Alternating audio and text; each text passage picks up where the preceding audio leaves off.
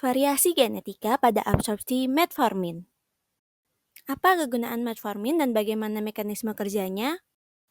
Metformin merupakan obat antidiabetes oral golongan biguanid yang merupakan terapi lini pertama pada pasien DM tipe 2 dalam menurunkan kadar glukosa darah. Mekanisme kerja utama obat ini yaitu dengan menurunkan produksi glukosa di hati. Metformin masuk ke hepatosit melalui transporter OCT1, lalu menghambat kompleks 1 mitokondria sehingga AMP naik. Peningkatan AMP menyebabkan penghambatan adenylacitase sehingga CAMP menurun dan sinyal dari reseptor glukagon tertekan. Peningkatan AMP menghambat fruktosa 1,6 bisfosfat sehingga gluconeogenesis menurun.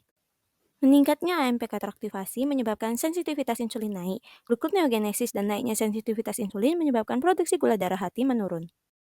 Lalu, bagaimana mekanisme aksi agar metformin masuk seluruhnya ke dalam hati? Mekanismenya adalah, setelah diminum, metformin akan diserap oleh usus halus melalui dua jalur penyerapan, yaitu difusi pasif, di mana metformin diserap 50% tanpa bantuan apapun, dan difusi terfasilitasi atau dibantu oleh transporter. Setelah masuk dari lumen usus, metformin masuk lebih dalam pada sel enterosit yang dibantu oleh transporter PMAT dan OCT3. Kemudian, metformin akan dikeluarkan dari sel enterosit menuju ke hati dibantu oleh transporter OCT1 melalui vena porta.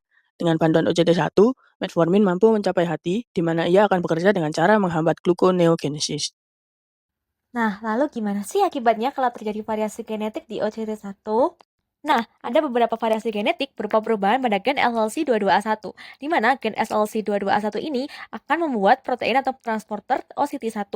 Nah, polimorfisme yang terjadi perubahan di gen SLC22A1 itu ada 5. Yang pertama ada R61C, J88R, G401, M420del, dan G465R. Variasi genetik pada gen SLC22A1 disebabkan karena perubahan DNA pada gen tersebut. DNA tersebut terjadi dua jenis mutasi, yaitu ada substitusi atau penggantian basa pada DNA dan delesi atau penghilangan basa pada DNA, sehingga mutasi tersebut mengakibatkan terbentuknya OCT1 dengan fungsi yang berkurang, yaitu jumlah transporter di membran usus berkurang atau transporter tersebut terbentuk, tapi kurang efektif dalam mengangkut metformin. Nah, jika terjadi variasi genetik pada OCT1, hal tersebut akan mempengaruhi absorpsi dari metformin. Jika dilihat dari OCT1 secara normal, metformin akan melewati lumen usus dengan lancar lalu ke eritrosit dan akan diserap oleh darah.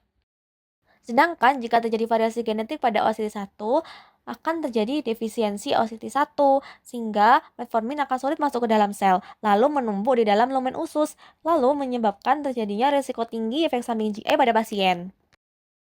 Sekian penjelasan kami mengenai variasi genetik pada absorpsi metformin. Terima kasih.